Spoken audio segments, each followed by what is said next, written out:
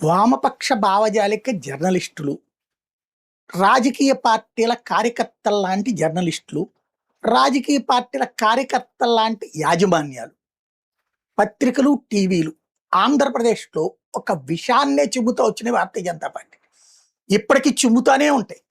దేశం మొత్తం బీజేపీ గెలిచినా సరే బీజేపీని 12 ఏళ్లలో నెగిటివ్గా చిత్రీకరిస్తూనే ఉన్నారు.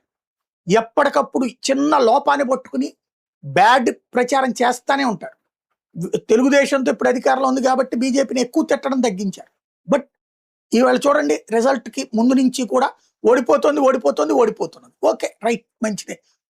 రిజల్ట్ వచ్చిన పొద్దున పొట్ల నుంచి చూస్తే కూడా నేషనల్ ఛానల్స్ ఏమో బీజేపీ బెంగాల్లో గెలుస్తుందంటే ఇక్కడ వీళ్ళేమో తృణమూలు గెలుస్తుందని ఇస్తారు.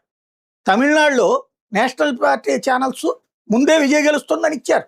మనకి ఇక్కడ మాత్రం ఏది విజయ్ అసలు పక్కన పెట్టేసి